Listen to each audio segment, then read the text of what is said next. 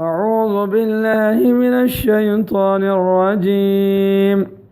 بسم الله الرحمن الرحيم. والعاديات ضبحا. قسم ہے ان گھوڑوں کی جو ہانپتے ہوئے دوڑتے ہیں. والعاديات ضبحا. I swear by those horses that run snorting. فالموريات قدحا. پھر پتھر پر ٹھاپ مار کر آنکھ جاڑتے ہیں. فالموريات قدحا. Then those that create sparks striking their hoofs on the stones. فالمغيرات صبحا. پھر صبح کے وقت تخت و تاراج کرتے ہیں. فالمغيرات صبحا. Then those that invade at morning. فأثرن به نقعا. پھر اس وقت غبار اڑاتے ہیں. فأثرن به نقعا. Then raise at the same time a trail of dust. فوسطن به جمعا. پھر اس وقت دشمنوں کی جماعت میں جا گھستے ہیں. فوسطن به جمعا. Then enter at the same time into the center of the opposing host. مراد اس سے لڑائی کے گھوڑے ہیں، جہاد ہو یا غیر جہاد.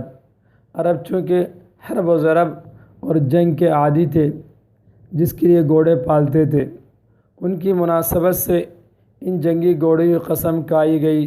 آگے جواب قسم ہے. ان الانسان لربه لکنود. بے شک کافر آدمی اپنے پروردگار کا بڑا ناشکر ہے. ان الانسان لربه لکنود.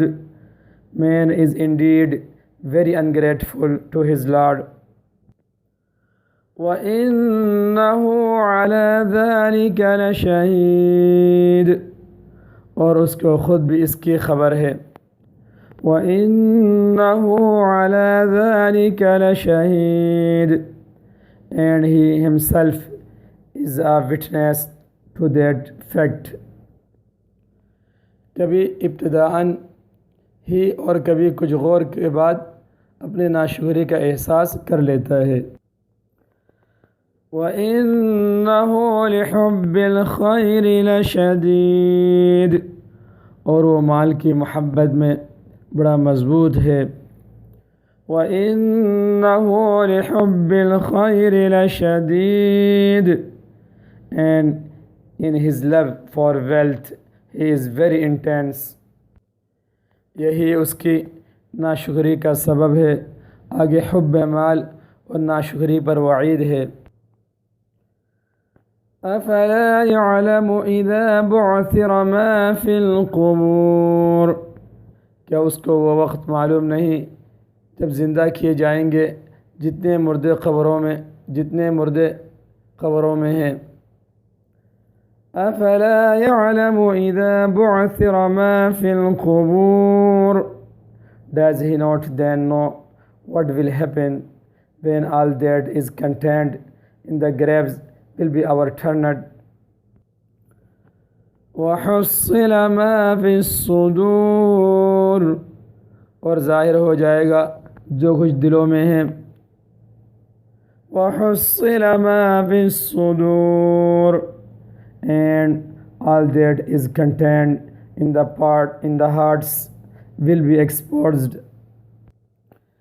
إن ربهم بهم يومئذ لخبير.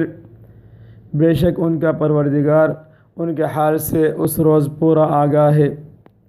إن ربهم بهم يومئذ لخبير.